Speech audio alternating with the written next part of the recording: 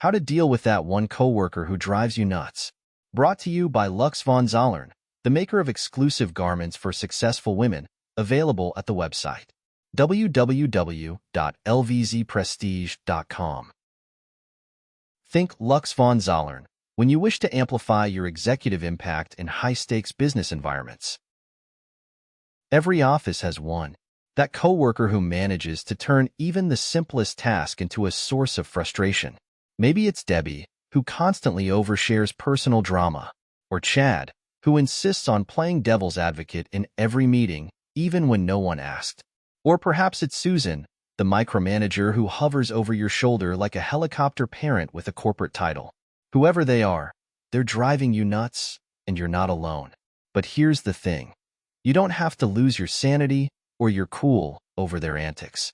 Instead, you can learn how to manage their behavior without breaking a sweat. By using strategy, humor, and a dash of unshakable confidence, you'll not only survive but thrive. Ready? Let's dive into the art of dealing with that one coworker who drives you up the wall. Except that they're not going anywhere. First, let's rip off the Band-Aid.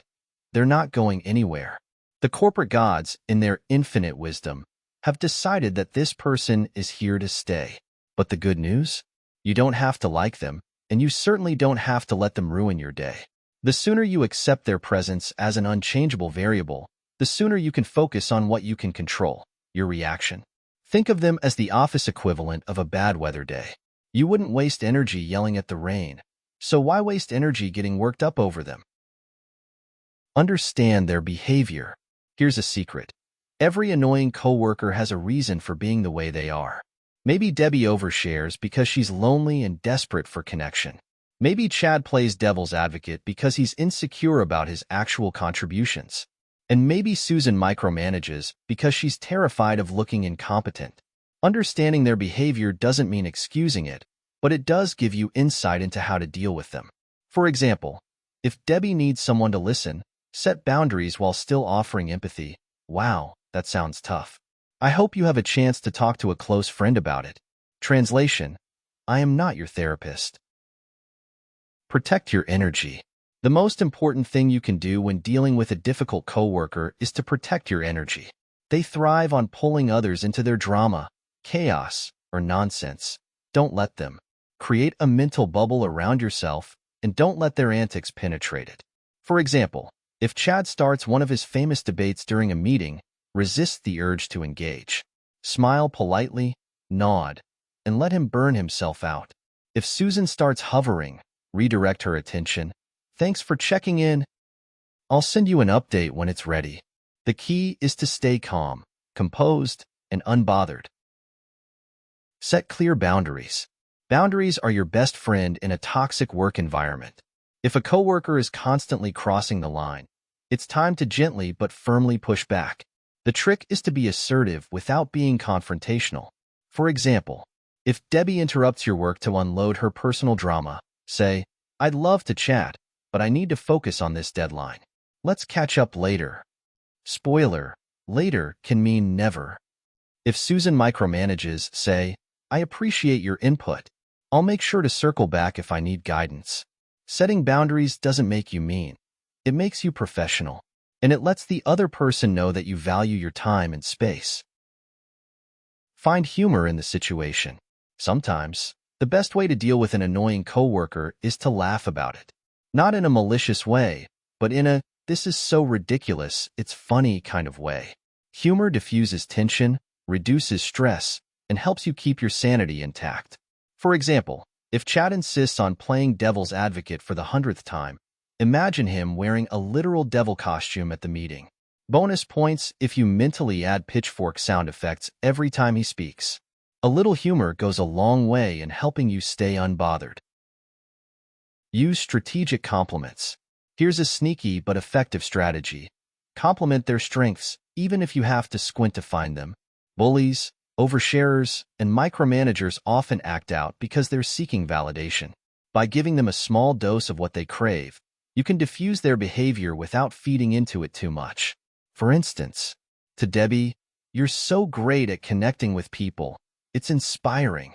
To Susan, I appreciate how detail-oriented you are. It sets a great example for the team. Strategic compliments make them feel seen, which may reduce their need to act out, and makes you look like the bigger person. Dealing with a difficult coworker isn't about changing them. It's about managing their impact on your life. By accepting their presence, setting boundaries, and finding humor in their antics, you'll take back control of your workday. Flip their weakness into your advantage. Every annoying coworker has a weakness, and no, we're not talking about the snacks they hoard in their desk. It could be their tendency to overshare, micromanage, or derail meetings. Whatever it is, you can flip it into an opportunity to showcase your strengths.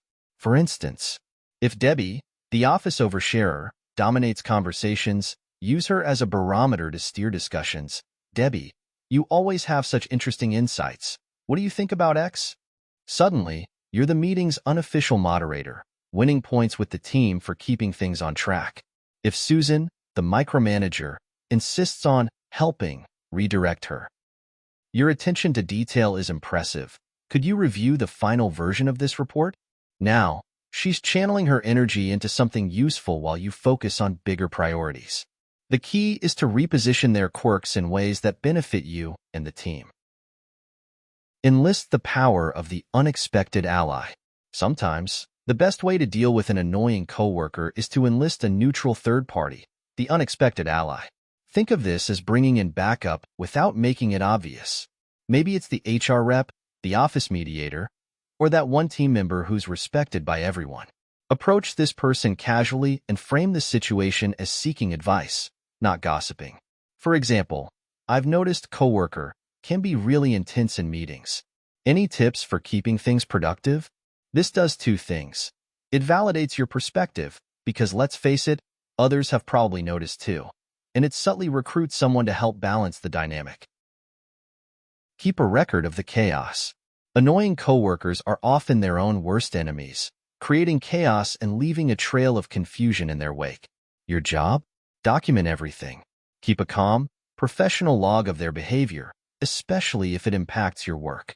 Example: if Chad keeps derailing projects with his brilliant ideas that go nowhere, jot down the instances. When it's time to report progress or lack thereof, you'll have the receipts to highlight your contributions versus their distractions. This isn't about revenge. It's about clarity and accountability.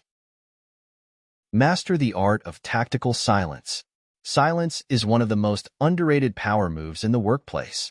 It's disarming, deliberate, and lets you maintain the upper hand. The next time your difficult coworker starts a tirade, resist the urge to jump in or defend yourself. Instead, pause, smile, and let the awkward silence do the heavy lifting. Why does this work?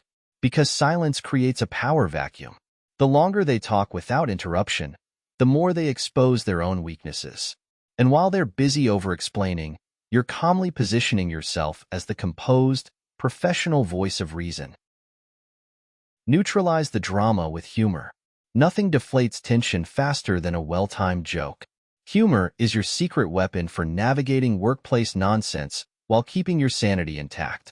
For example, if Chad insists on playing devil's advocate for the 100th time, say with a smile, "We can always count on you to keep things interesting, Chad."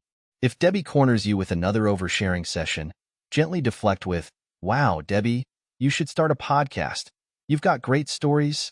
These lighthearted comments subtly signal, "I see what you're doing, but I'm not taking the bait."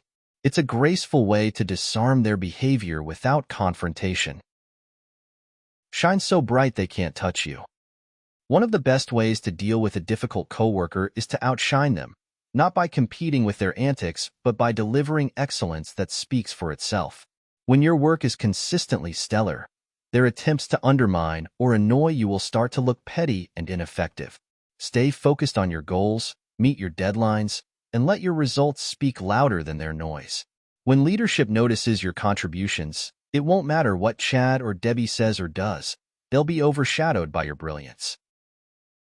Avoid the trap of emotional reactivity. Annoying coworkers thrive on creating emotional reactions. Don't give them the satisfaction. If they push your buttons, take a deep breath and remind yourself, "This is temporary. My success is permanent." By staying calm and unbothered, You're showing them and everyone else that their antics have no power over you. Practice a mental mantra for when things get especially frustrating. Something like, I am the Beyoncé of this office, and this nonsense is not my Coachella. Focus on the big picture. At the end of the day, remember why you're here. To advance your career, build your legacy, and crush your goals. That annoying coworker? They're just a minor speed bump on your road to success. Don't let them distract you from the bigger picture. Every time they get under your skin, redirect your energy towards something productive. Whether it's refining a project, brainstorming a new idea, or networking with influential colleagues. The more you focus on your growth, the less their behavior will matter. Dealing with an annoying coworker doesn't have to drain your energy or derail your career. By flipping their weaknesses into opportunities, enlisting allies, and staying laser-focused on your goals, you'll not only survive their antics but thrive in spite of them. Remember, your success isn't defined by the obstacles you face. It's defined by how you overcome them. So keep calm, keep shining, and let your excellence do the talking. After all, no coworker can dull the sparkle of a woman on her way to the top. You've got this. Brought to you by Lux von Zollern, the maker of exclusive garments for successful women, available at the website www.lvzprestige.com. Think Lux von Zollern when you wish to amplify your executive impact in high-stakes business environments.